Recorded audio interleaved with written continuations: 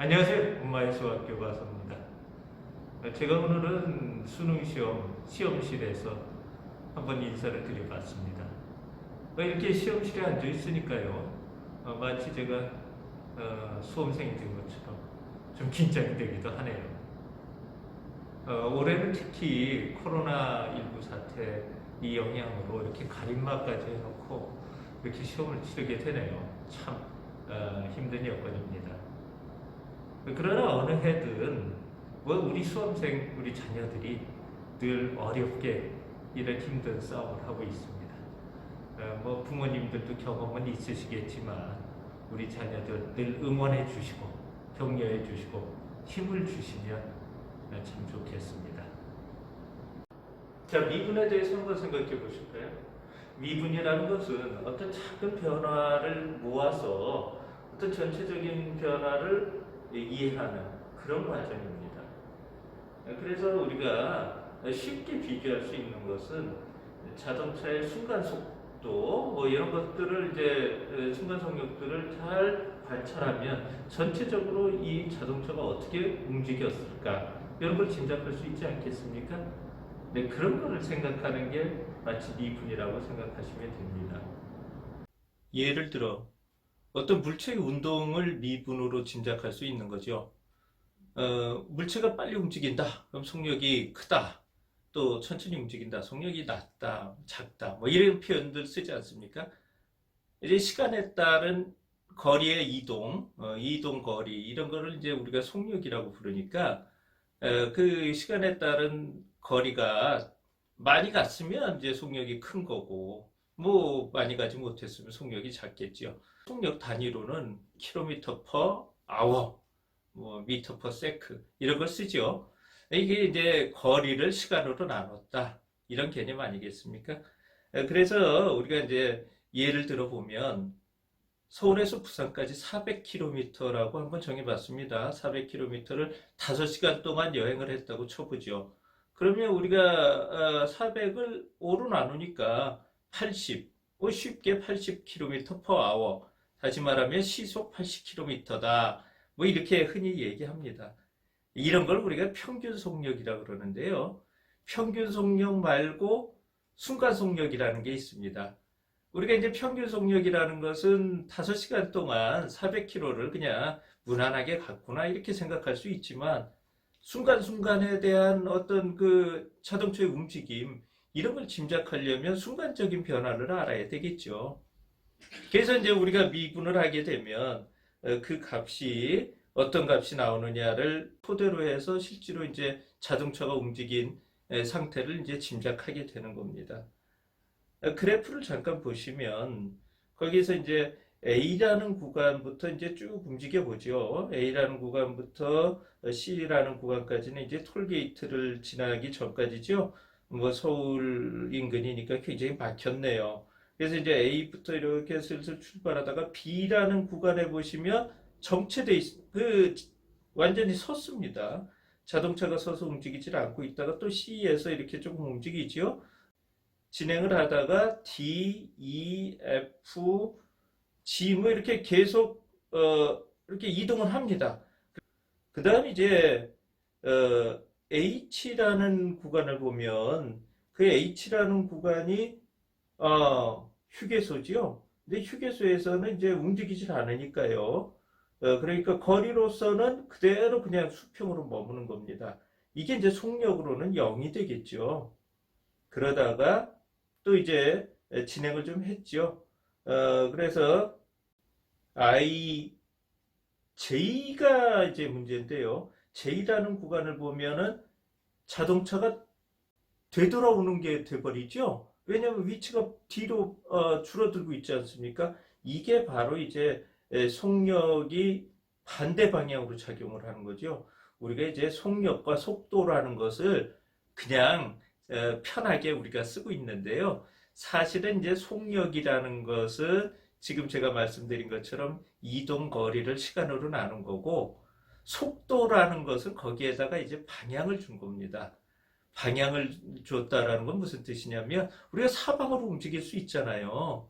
이리로 갈 수도 있고 저리로 갈 수도 있고 우리 이제 드론 같은 게 지금 앞으로 이제 운송수단으로 쓰일 거라 그러는데, 드론을 생각해 보세요. 뭐 사방 좌우로 다닐 수도 있지만 위아래로도 심지어는 움직이게 되지 않겠습니까? 뭐 그동안 비행기가 다 그렇게 다녔지만, 그러면 이게 방향이 사방 또는 뭐 위아래까지 굉장히 많은 방향을 갖게 되니까 한없는 방향이죠. 이 방향들을 고려하는 걸 우리는 속도라고 부릅니다. 그 방향을 다 공부하기가 어렵기 때문에 우리가 지금은 이제 속도와 속력을 거의 같은 말로 쓰고 있어요. 그리고 이제 속도는 어떤 정도로만 하고 있느냐 하면 플러스 아니면 마이너스. 플러스 아니면 마이너스란 건 뭐라고 생각하시면 되느냐면 그냥 하나의 직선으로만 딱 다닌다고 생각하시면 됩니다. 그러니까 이 자동차도 서울에서 부산까지 그냥 일직선으로 가는 것처럼 얘기를 한 거예요. 이게 이제 실제로는 철로를 생각하시면 됩니다. 기차는 앞, 뒤 이렇게만 움직이잖아요. 앞으로 가느냐 뒤로 가느냐. 그래서 앞으로 가는 속력을 플러스, 뒤로 가는 속력을 마이너스 이렇게 생각하면 됩니다. 그래서 이제 플러스 마이너스를 붙이는 게 속도 개념이 된 거니까 우리는 그냥 편의상 속력, 속도를 같은 그냥 용어로 쓰고 있습니다. 그러니까 이제 우리 그래프에서 보게 되면요. J 이 부분이 이제 마이너스가 되는 거예요. 그 다음에 이제 K, L 이렇게는 다시 플러스 부분으로 해서 다시 이제 진행 방향으로 가게 되는 거 아니겠습니까? 이렇게 되는 그래프를 우리가 이제 한번 생각해 봤습니다. 이제 여기에서 눈여겨 보실 게 어디냐면요. 우리가 이제 A라는 구간에서 뭐 시속 20km 내외로 달렸다 그랬는데 사실은 그 구간은 이제 시속 20km로 정확하게 간 건 아니죠. 왜냐하면 여기 약간 둥글게 돼 있잖아요. 그게 무슨 뜻이냐면 속력의 변화가 있다는 겁니다. 이제 B 구간 같은 것은 속력이 0인 거죠. 멈춰 서 있는 거죠. C라는 구간도 약간 곡선으로 제가 그려놓은 겁니다. D도 마찬가지고요. E도 마찬가지고. 그리고 F라는 구간은 직선으로 그려놓은 거예요. 그 왜 직선이 되느냐 하면 그거는 일정한 속력으로 달렸다고 표시가 되어 있습니다. 그 크루즈를 놓으면 자동차가 일정한 속력으로 달리지 않습니까? 그런 상황을 제가 묘사한 겁니다. 그래서 그럼 나머지 구간에서 이렇게 곡선으로 되어 있는 모양은 어떻게 되느냐 잘 살펴보시면요. D 구간 같은 것은 약간 아래로 이렇게 볼록하게 그려졌죠. 반대로 이 구간 같은 것은 약간 위로 볼록하게 그려졌습니다. 그 위로 이렇게 약간 볼록하게 되어 있는 그림은요. 이게 어떻게 되는 겁니까? 속력이 점점 줄어드는 거예요. 그 구간에서. 왜냐하면 이렇게 가파르게 이렇게 증가하다가 약간 느슨하게 증가를 해야 위로 볼록하게 되지 않습니까? 그래서 D 같은 구간은 물론 반대죠. 처음에 이제 느슨하게 증가하다가 가파르게 증가하게 되지 않습니까? 네, 그래서 그런 구간에서는 이제 속력의 변화가 있다는 뜻입니다. 직선으로 되는 구간에서는 속력이 일정하게 가는 거예요. 그래서 우리 교재를 보신 경우에는요, 무난하게 그 자동차의 움직임을 순간순간 이해할 수 있으셨을 거라고 생각합니다. 그 뒤에 문제를 잠깐 보시죠. 이게 이제 단순화해 놓은 문제인데요. 이제 어떤 사람이 집에서 출발해서 이제 가까운 마트까지 갔습니다. 근데 이제 마트 앞에서 사고가 난 상황인데요. 거기 잘 보세요. 처음 출발했을 때의 속력보다 진행을 하면서 속력들이 점점 줄어들죠.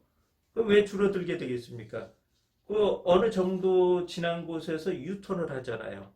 유턴을 한다는 것은 뭐예요?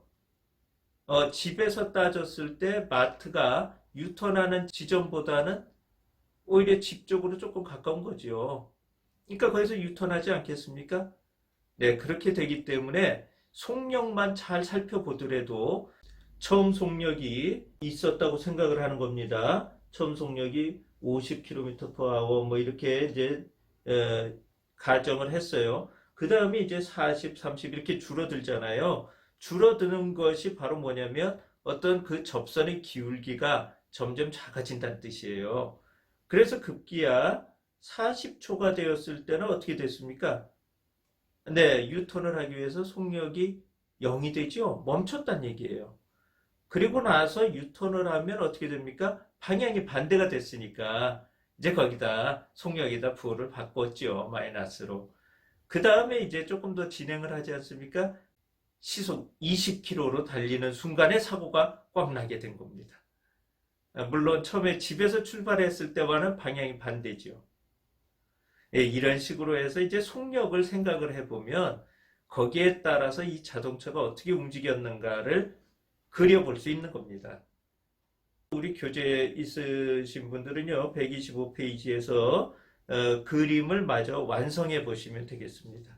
거기 이제 접선에 맞게 둥글게 이렇게 곡선을 이어 보시면 되는 거예요. 네, 그 정도로 공부하셨으면 참 좋은 공부 하신 겁니다. 많이 공부하신 거예요. 우리 이제 미분에서 알짜 문제 잠깐 살펴보겠습니다. 알짜 문제는요, 함수가 있는데 함수가 x제곱 더하기 x라는 함수죠. 여기서 x값이 1부터 2까지 변할 때 평균 변화율을 구하시고 그랬잖아요.